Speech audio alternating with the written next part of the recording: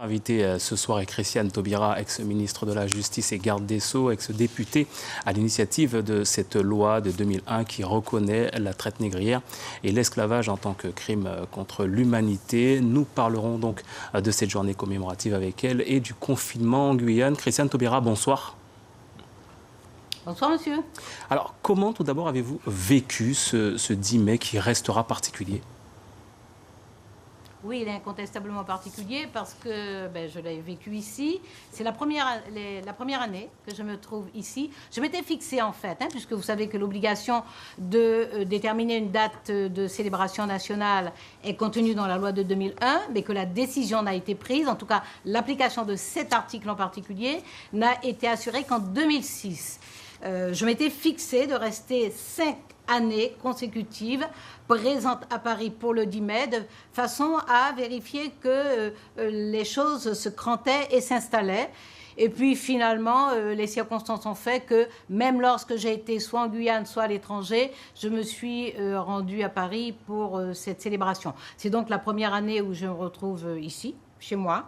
Et voilà, donc j'ai vu juste les images de cette cérémonie un peu particulière, mais où quand même la sobriété a permis de garder une dimension solennelle à l'événement et où le fait que nous soyons en confinement n'a pas servi de prétexte à faire l'impasse sur cette commémoration.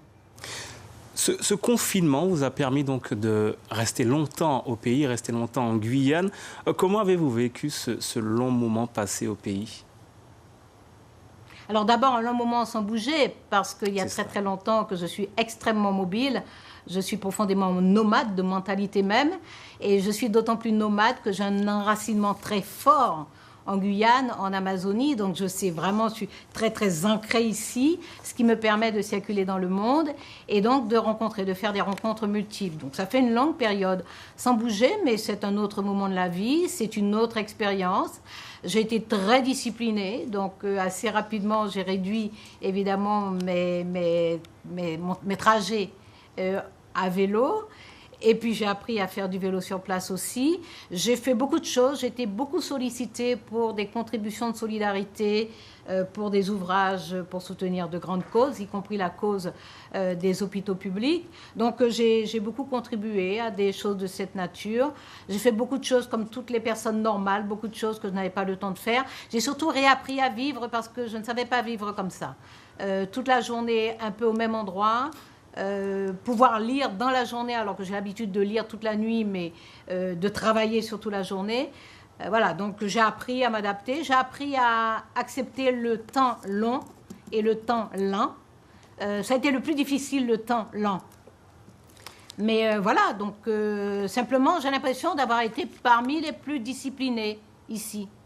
Vous avez été discipliné. On sait, Christiane Taubira, que vous tenez à cette notion de liberté. Vous vous êtes exprimé. Il y a toujours bien cette difficulté à harmoniser cette notion avec la notion de sécurité, surtout dans ce contexte actuel, c'est-à-dire l'état d'urgence sanitaire. À propos de ce regard que vous avez sur l'application du confinement en Guyane, est-ce que vous pouvez nous en dire plus ? Alors, je disais que j'étais parmi les plus disciplinés parce qu'il est évident, tout le monde le sait, qu'il y a un certain nombre de personnes qui, assez rapidement ou de façon épisodique, sont sorties. Ceci étant, il y a des personnes qui sont sorties parce qu'elles n'avaient pas le choix, qu'elles étaient obligées de sortir. Puis il y en a qui se sont dit, notre situation n'est pas catastrophique sur le plan statistique, donc on peut. Pour ma part, la discipline est d'abord morale, c'est-à-dire que je n'obéis pas.